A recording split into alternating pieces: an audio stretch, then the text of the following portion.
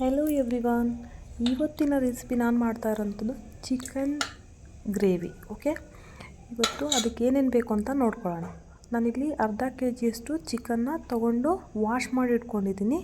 ನಂತರ ಅದಕ್ಕೆ ಮಸಾಲೆ ರುಬ್ಕೋಬೇಕಲ್ವ, ಸೊ ಅದಕ್ಕೆ ಏನೇನು ಬೇಕು ಅಂದರೆ ಬೆಳ್ಳುಳ್ಳಿ, 1 ಇಂಚಷ್ಟು ಚಕ್ಕೆ, 1 ಏಲಕ್ಕಿ ಮತ್ತು 3 ಲವಂಗ ತೊಗೊಂಡಿದ್ದೀನಿ. ಮತ್ತು ನೆಕ್ಸ್ಟು ಶುಂಠಿ, ಶುಂಠಿನ ನಾನು ಚಿಕ್ಕ ಪೀಸ್ ಮಾಡಿ ಇಟ್ಕೊಂಡಿದ್ದೀನಿ. ಮತ್ತು 1 ಟೊಮ್ಯಾಟೊ, 1 ಈರುಳ್ಳಿ. ನಂತರ ಕೊಬ್ಬರಿ, ಕಾಯಿ ತುರಿ, ಒಂದು ಅರ್ಧ ಹೋಳಿಗೆಯಷ್ಟು ಕಾಯಿ ತುರಿ ತೊಗೊಂಡಿದ್ದೀನಿ. ನಂತರ ಒಂದು ಅರ್ಧ ಹಿಡಿಯಷ್ಟು ಪುದೀನ, ಒಂದು ಅರ್ಧ ಹಿಡಿಯಷ್ಟು ಕೊತ್ತಂಬರಿ.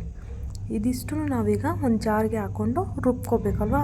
ಸೊ ಒಂದು ಜಾರ್ ತೊಗೊಂಡು ನಂತರ ಇದಕ್ಕೆ ಒಂದೊಂದನ್ನು ಹಾಕ್ತಾ ಬರೋಣ. ಮೊದಲಿಗೆ ನಾನಿಲ್ಲಿ ಪುದೀನ ಮತ್ತು ಕೊತ್ತಂಬರಿ ಮತ್ತು ನಂತರ ತುರ್ದು ಎತ್ತಿಟ್ಕೊಂಡಿರೋಂಥದ್ದೀನಿ ಕೊಬ್ಬರಿನೂ ಸಹ ಹಾಕ್ಕೊಂಡು ನೋಡಿ, ಆದಷ್ಟು ಕೊಬ್ಬರಿನೂ ಸಹ ಇದಕ್ಕೆ ಹಾಕ್ಕೊತಿದ್ದೀನಿ. ಸೊ ಫುಲ್ ಆಯಿತು ಜಾರು.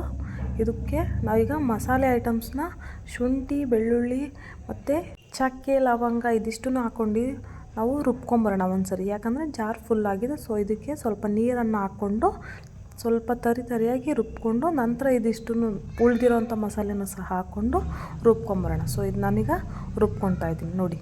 ಇದಿಷ್ಟು ತರಿಯಾಗಿ ರುಬ್ಕೊಂಡು ಮತ್ತು ಉಳಿದಿರೋವಂಥದ್ದು ಟೊಮ್ಯಾಟೊ ಮತ್ತು ಈರುಳ್ಳಿ ಕಟ್ ಮಾಡಿ ಇಟ್ಟಿರೋದು ಇರುತ್ತಲ್ಲ, ಸೊ ಅದನ್ನೂ ಸಹ ನಾನು ಇದಕ್ಕೆ ಹಾಕ್ಕೊಂಡ್ಬಿಟ್ಟು ಮತ್ತು ಸ್ವಲ್ಪ ನೀರನ್ನು ಹಾಕ್ಕೊಂಡು ಸಣ್ಣದಾಗಿ ರುಬ್ಕೋಬೇಕು. ಇವಾಗ ನೋಡಿ ರುಬ್ಕೊಂಡು ಬಂದಿದ್ದೀನಿ. ಇಷ್ಟು ಸಣ್ಣದಾಗಿ ಇರಬೇಕು. ನಂತರ ಇಲ್ಲಿ ಒಂದು ಕುಕ್ಕರ್ನ ಕಾಯ್ಲಿಕ್ಕಿಟ್ಟು ಅದಕ್ಕೆ 1-2 ಟೇಬಲ್ ಸ್ಪೂನಷ್ಟು ಎಣ್ಣೆನ ಹಾಕಿದ್ದೀನಿ. ಎಣ್ಣೆ ಕಾದ ನಂತರ ನಾವು ಇದಕ್ಕೆ ತೊಳೆದಿಟ್ಕೊಂಡಿರೋಂಥ ಚಿಕನ್ನು ಸಹ ಹಾಕ್ಕೊಂಡು ಒಂದು ಸರಿ ಮಿಕ್ಸ್ ಕೊಟ್ಕೊಳ್ಳೋಣ. ಚಿಕನ್ನು ಎಣ್ಣೆಯಲ್ಲಿ ಫ್ರೈ ಆಗಬೇಕು. ಸೊ ಅದಕ್ಕೋಸ್ಕರ ಒಂದು ಸರಿ ಮಿಕ್ಸ್ ಮಾಡಿಕೊಂಡು ನಾನು ಇದಕ್ಕೆ ಅರ್ಶಿನದ ಪೌಡ್ರನ್ನೂ ಸಹ ಹಾಕ್ಕೊತಿದ್ದೀನಿ. ಅರ್ಶಿನದ ಪೌಡರು ಇದ್ರ ಜೊತೆಗೆ ಮತ್ತು ಚಿಲ್ಲಿ ಇಷ್ಟು ನೋಡಿ.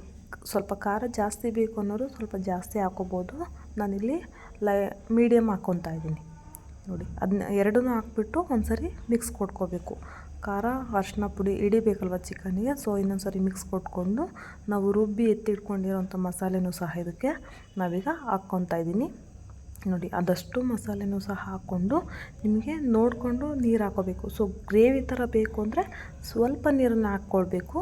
ಸ್ವಲ್ಪ ಸಾಂಬಾರು ಥರ ತಿಳಿ ಇರಲಿ ಅಂದರೆ ಸ್ವಲ್ಪ ನೀರನ್ನು ಸ್ವಲ್ಪ ಜಾಸ್ತಿ ಹಾಕ್ಕೊಂಡ್ರೆ ಸಾಂಬಾರು ಸಹ. ನಾನೀಗ ತಿಕ್ಕಾಗಿರಲಿ ಎಂದು ಸ್ವಲ್ಪ ನೀರನ್ನ ಕಡಿಮೆನೇ ಹಾಕ್ಕೊಂಡಿದ್ದೀನಿ. ನಂತರ ನಾನಿಲ್ಲಿ ಏನು ಹಾಕಬೇಕು ಅಂದರೆ ಇಲ್ಲಿ ರುಚಿಗೆ ತಕ್ಕಷ್ಟು ಉಪ್ಪನ್ನು ಸಹ ನಾನು ಹಾಕ್ಕೋಬೇಕಿಲ್ವ. ಸೊ ಉಪ್ಪನ್ನ ಹಾಕ್ಕೊತಾ ಇದ್ದೀನಿ. ನಂತರ ನಾನು ಇದಕ್ಕೆ ಆ್ಯಡ್ ಮಾಡ್ತಾ ಇರೋಂಥದ್ದು ಚಿಕನ್ ಮಸಾಲ. ಕೊನೆಯದಾಗಿ ಚಿಕನ್ ಮಸಾಲ 1 ಸ್ಪೂನಷ್ಟು ಹಾಕ್ಕೊತಾ ಇದ್ದೀನಿ. ಕುಕ್ಕರ್ ಲಿಡ್ನ ಚಿಕನ್ ಕ್ಲೋಸ್ ಮಾಡಿ. ಸೊ 2 ವಿಸಿಲ್ ಆದರೆ ಸಾಕಾಗುತ್ತೆ ನೋಡಿ. ನಾನು 2 ವಿಸಿಲ್ ಆದ ನಂತರ ಕುಕ್ಕರ್ ಸ್ವಲ್ಪ ಕೂಲ್ ಆದ ನಂತರ ಓಪನ್ ಮಾಡ್ಕೋಬೇಕು. ಈಗ ಬಂದಿದೆ ನೋಡಿ. ಸ್ವಲ್ಪ ನೀರು ಕಡಿಮೆ ಹಾಕಿರೋದ್ರಿಂದ ಗಟ್ಟಿ ಸಹ ಆಗಿದೆ. ಇದು ರೊಟ್ಟಿ ಜೊತೆಗೆಲ್ಲ ಚೆನ್ನಾಗಿರುತ್ತೆ ಅಂತ ನಾನು ಸ್ವಲ್ಪ ನೀರನ್ನ ಕಡಿಮೆನೇ ಹಾಕ್ಕೊಂಡಿದ್ದೀನಿ. ಇದನ್ನು ರೊಟ್ಟಿ ಜೊತೆಗೆ ಸರ್ವ್ ಮಾಡಿಕೊಂಡ್ರೆ ಟೇಸ್ಟಿಯಾದ ಚಿಕನ್